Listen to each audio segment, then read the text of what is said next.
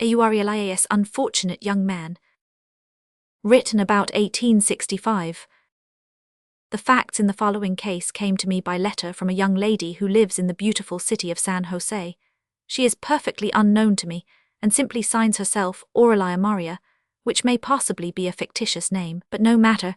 The poor girl is almost heartbroken by the misfortunes she has undergone, and so confused by the conflicting counsels of misguided friends and insidious enemies that she does not know what course to pursue in order to extricate herself from the web of difficulties in which she seems almost hopelessly involved. In this dilemma she turns to me for help, and supplicates for my guidance and instruction with a moving eloquence that would touch the heart of a statue. Hear her sad story. She says that when she was 16 years old she met and loved with all the devotion of a passionate nature a young man from New Jersey, named Williamson Breckenridge Carruthers, who was some 6 years her senior. They were engaged, with the free consent of their friends and relatives, and for a time it seemed as if their career was destined to be characterized by an immunity from sorrow beyond the usual lot of humanity. But at last the tide of fortune turned. Young Carruthers became infected with smallpox of the most virulent type, and when he recovered from his illness his face was pitted like a waffle mold, and his comeliness gone forever. Aurelia thought to break off the engagement at first, but pity for her unfortunate lover caused her to postpone the marriage day for a season, and give him another trial. The very day before the wedding was to have taken place, Breckenridge, while absorbed in watching the flight of a balloon, walked into a well and fractured one of his legs, and it had to be taken off above the knee. Again Aurelia was moved to break the engagement, but again love triumphed, and she set the day forward and gave him another chance to reform. And again misfortune overtook the unhappy youth. He lost one arm by the premature discharge of a 4th of July cannon, and within 3 months he got the other pulled out by a carding machine.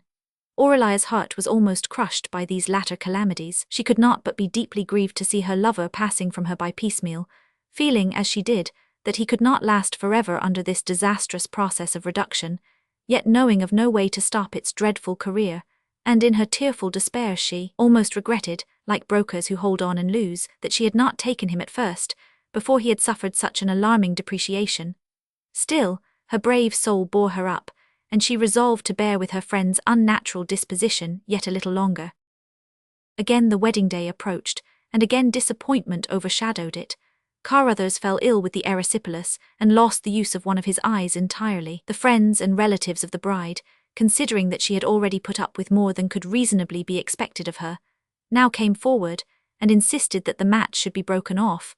But after wavering a while, Aurelia, with a generous spirit which did her credit, said she had reflected calmly upon the matter, and could not discover that Breckenridge was to blame. So she extended the time once more, and he broke his other leg. It was a sad day for the poor girl when she saw the surgeons reverently bearing away the sack, whose uses she had learned by previous experience, and her heart told her the bitter truth that some more of her lover was gone. She felt that the field of her affections was growing more and more circumscribed every day, but once more she frowned down her relatives and renewed her betrothal. Shortly before the time set for the nuptials another disaster occurred. There was but one man scalped by the Owens River Indians last year. That man was Williamson Breckenridge Carruthers of New Jersey. He was hurrying home with happiness in his heart when he lost his hair forever, and in that hour of bitterness he almost cursed the mistaken mercy that had spared his head. At last Aurelia is in serious perplexity as to what she ought to do. She still loves her Breckenridge, she writes with truly womanly feeling. She still loves what is left of him, but her parents are bitterly opposed to the match because he has no property and is disabled from working, and she has not sufficient means to support both comfortably. Now, what should she do? She asked with painful and anxious solicitude. It is a delicate question. It is one which involves the lifelong happiness of a woman, and that of nearly 2/3 of a man, and I feel that it would be assuming too great a responsibility to do more than make a mere suggestion in the case. How would it do to build to him? If Aurelia can afford the expense, let her furnish her mutilated lover with wooden arms and wooden legs, and a glass eye and a wig, and give him another show.